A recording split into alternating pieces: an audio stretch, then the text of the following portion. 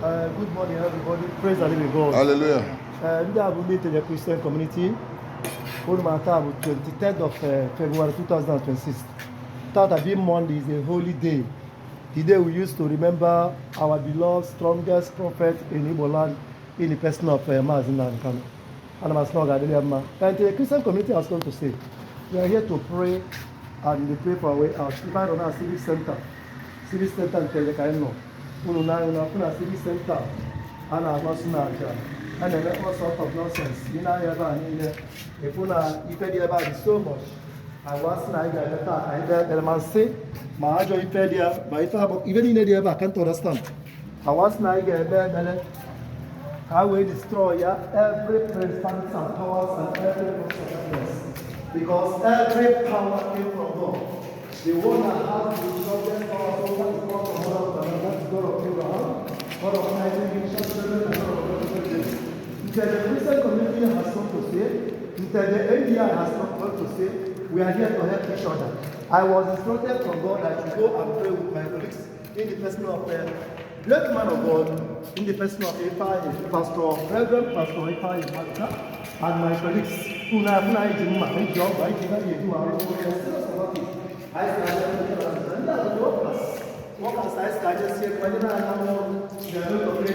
so right now, I want to let nobody find it. Because God has taken control over them. In the Christian community, the strongest roots have always come to pray and cast away every demon, every spirit of principality and powers, and every force of darkness. This place is very fantastic and very nice. And it has made with a lot of very big, huge amounts of environments that are surrounded the civic center. This civic center will begin to function again. No one can stop it. It has been approved by God of Elohim. Somebody like Professor Emma from Tikechukwu, Ikenga Bogu, in the person of Chikeluka, Prince Ward, and the rest of you. They can acquire them on the First, if I brother, Amosha, and the Christian community. I stood up to call upon the God of Elohim. I raise my hand. Raise my hand to call upon the God of Bishop or Shadrach. According to what has been written in the book of Exodus, chapter 20, from verse 20. The word of God echoes again. I said to the people of Israel, I am your Lord, who brought you out of the land of Egypt. Say to them, you shall have no other God before me. You shall not make yourselves honor your father and your mother, so that they may belong. I call upon the God of Elohim. We shall serve only living God. Shall serve the only living God. There's no other God except the God of the Creator, the makers of wonder. He's the one who owns every power. I stand up to call upon the God of Elohim. I call upon the God of Adonai. I call upon the God who says yes and no one should say no, to destroy every principality and power, Amen. Every forces of darkness, Amen. Every spirit of incubus, cubus, and asmodeus, Amen. Every spirit of cataplan canker war, Amen. Even the cosmic law existing occultic war. Amen. Let the power move. Amen.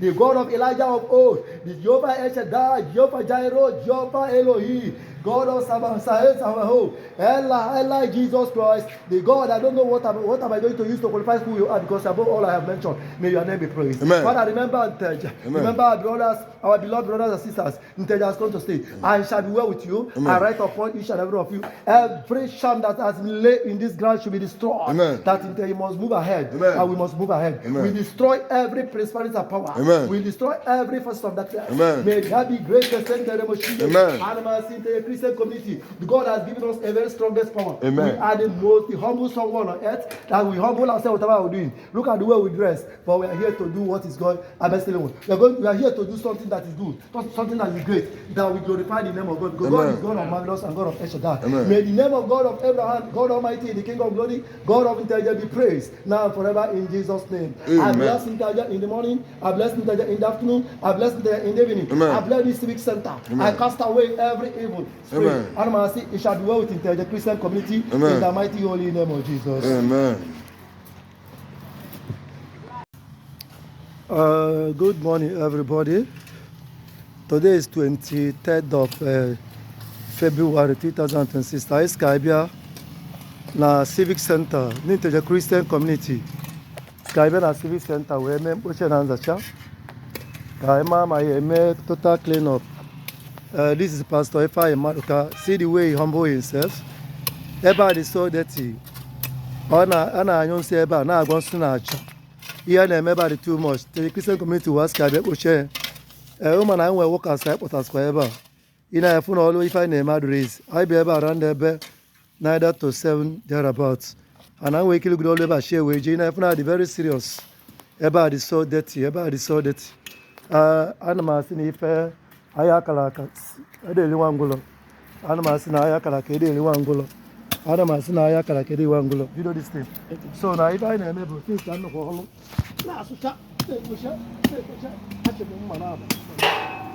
okay, back to me, I called it I had a pretending. The Christian community has come to stay. I had the girl that I said, I had the channel. So we went to the very neat. Now, you know, follow the Eba. I do the Eba, yes. Follow the Eba. Try a little bit, Rika. So I need your help. I need the help of everybody. It's very, very large, mighty fields. Look at it. So I'm asking you, no gadelu numa. Kobu boshta maru numa in Jesus' name. Kobu boshta maru numa. Eba ino na Civic Center, Nteje Civic Center. Una na funa olu na aga. Brother Celestine Mokwe, senior pastor, very nice God, very nice man of God, in the person of Pastor Ifeanyi Maduka. Look at the way he humble himself.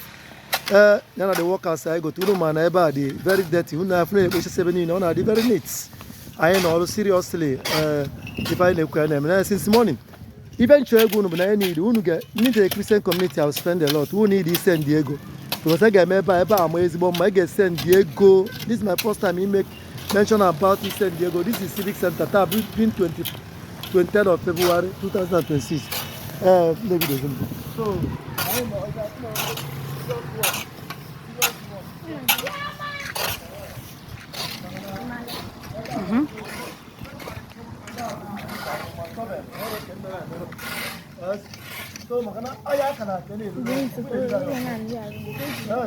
So this place must be a holy land. We need help from you people. Sunday morning, I will push Makana.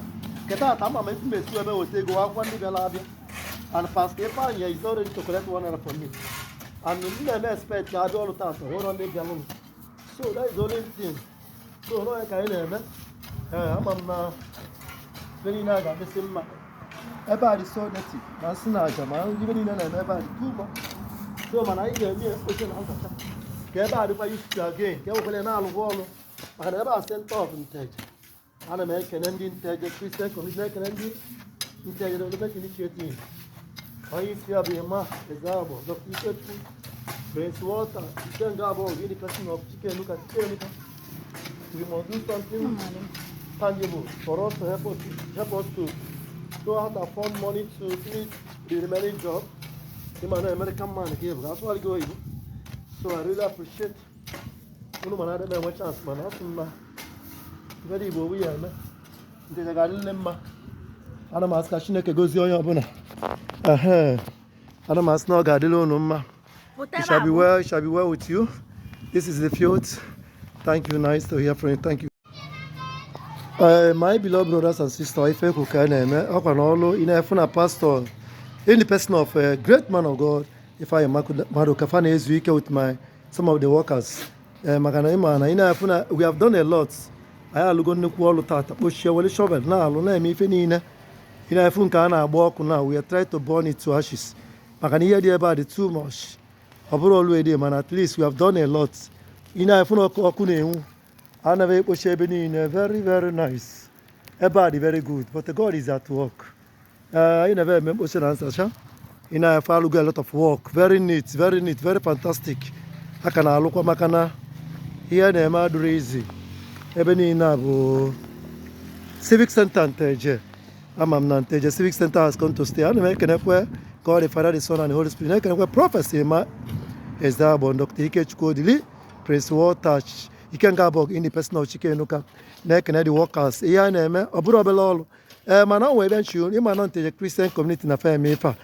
Because sometimes, I'm not possible not to qualify, but I can always go to Erica. And I will start my told serious one. I better buy a lot also because him that now a lot of prosperity and powers. So Mama God, we are not afraid of anybody.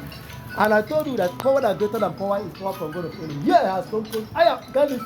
I got buy back pen to tinye door. Maybe Pentia, Bunta, WNDI. The development initiative, the Christian community, because now we are coming with the fire. We are serving the God of fire, God of peace.